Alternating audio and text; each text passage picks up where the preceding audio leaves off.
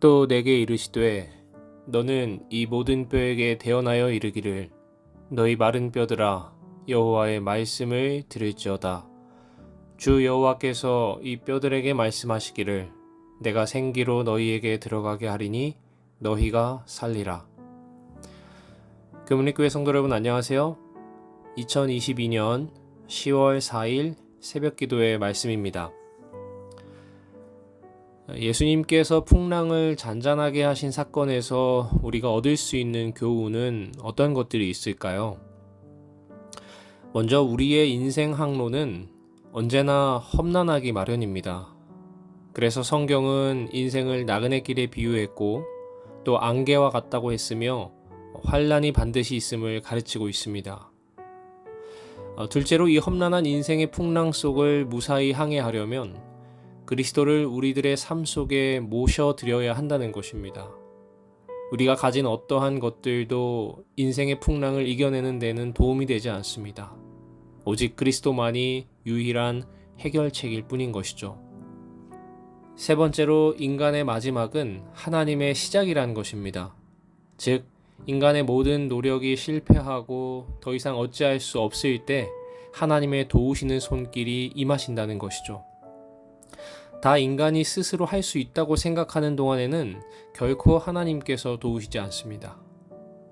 넷째로 그리스도를 따르는 일이 쉽지 않다는 것입니다. 그리스도가 타신 배를 따라갔던 배들은 같은 폭풍을 만나지 않으면 안 되었다는 사실을 기억해야 할 것입니다. 이처럼 우리들에게는 싸워야 할 육체가 있고 부딪혀야 할 악한 세상이 있습니다. 성경이 우리를 예수의 군사로 표현한 것이 바로 이 때문이죠. 따라서 우리는 하나님의 전신갑주를 입고 믿음의 선한 싸움을 싸우는 자들이 되어야 하겠습니다. 예수와 그 제자들이 풍랑을 만난 때는 예수께서 바닷가에서 비유로 말씀을 전하신 바로 그날 해 저물 때로 추측이 됩니다. 왜 예수께서 호수 건너편으로 건너가기로 결정을 내리셨는지 알 수는 없지만 추측컨대 예수께서 단지 한동안 무리와 떨어져 휴식을 취하시기 위하여 그렇게 하셨던 것 같습니다.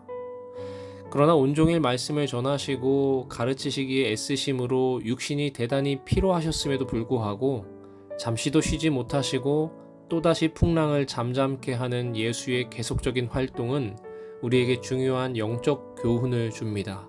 즉, 우리 성도들이 천국에 가는 그 순간까지 이 세상에서는 만족할 만한 참된 휴식이 없다는 교훈을 얻을 수 있는 것이죠. 특별히 예수님이 타신 배는 오늘날의 교회를 상징합니다. 이 배의 구성원이 예수와 12 제자들이었다는 것과 교회의 구성원 역시 머리 되시는 예수와 함께 하나님의 자녀들이라는 사실이 이를 잘 입증해 줍니다. 또한 교회 내에는 가라지가 있다는 사실과 그 배 안에는 예수를 은 30냥에 팔았던 가룟 유다가 있었다는 공통점도 좋은 증거가 되는 것이죠. 이 배는 인생의 폭풍이 몰아칠 때 피할 처소가 되며 종국적으로 우리를 영원한 천국으로 인도해 줄 것입니다. 그 갈릴리 바다는 요단 계곡의 북쪽에 위치해 있습니다. 길이는 약 21km이고 폭은 12km인데 수면이 지중해 해수면보다 약 200m 정도가 낮습니다. 이 바다는 언덕에 둘러싸인 저지로서 특히 동쪽에는 가파른 절벽이 있습니다. 이런 지형으로 인하여 차가운 기류나 헤르몬산이나 혹은 다른 곳에서 불어내려 가파른 언덕 사이의 좁은 통로를 지날 때 바다 위를 맴도는 그 가열된 공기와 충돌하여 갑작스런 광풍이 일어나기 매우 쉬운 곳입니다. 여기서 일어나는 폭풍은 언제나 갑자기 발생하기 때문에 아무리 노련한 어부들도 거의 이것을 예견할 수 없다고 합니다. 생애를 그 호수에서 보낸 강인한 어부들은 많은 폭풍을 겪으면서도 지금까지 그물의 배를 안전하게 이끌어 올릴 수 있었으나 이번만은 그들의 능력과 기술이 아무런 소용이 없었다. 그들은 태풍에 붙들려서 꼼짝할 수가 없었고 배에 물이 차는 것을 보자 희망을 잃고 말았다. 그렇게 큰 광풍이 바다에서 일어나 그들이 탄 배가 거의 가라앉을 위험에 직면했습니다. 즉, 예수님의 제자들 중에는 어부 출신이 여럿 있었음에도 불구하고 어찌할 수 없을 정도로 심한 풍랑이 그들에게 밀어닥쳤던 것이죠. 예수님께서 배에 타고 계셨는데도 그들에게 이러한 어려움이 닥쳤던 것입니다. 또한 예수님께서 타신 배를 따르는 몇 척의 다른 배들도 함께 있었는데 그 배들도 틀림없이 이와 같은 조난의 위험을 당했을 것입니다. 오늘날 그리스도를 마음에 모시고 살아가는 하나님의 자녀들에게도 이처럼 감당하기 힘든 어려움과 고난이 뒤따릅니다. 그러나 이 고난은 우리를 파멸시키기 위하여 있는 것이 아니라 더욱더 하나님의 자녀답게 만들기 위하여 있는 것임을 기억해야 하겠습니다. 예수께서 그렇게 심한 폭풍우 속에서도 주무신 것은 그만큼 연약한 육체를 가지신, 즉 인성을 지니신 분이라는 것을 의미합니다.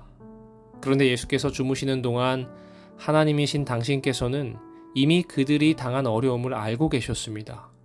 그럼에도 불구하고 계속 주무신 이유는 당신의 제자들을 시험해 보기를 원하셨기 때문이죠.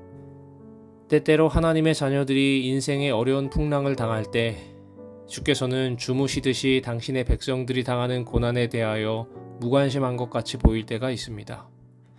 그러나 주님께서는 결코 그런 분이 아니라고 성경은 밝히고 있습니다.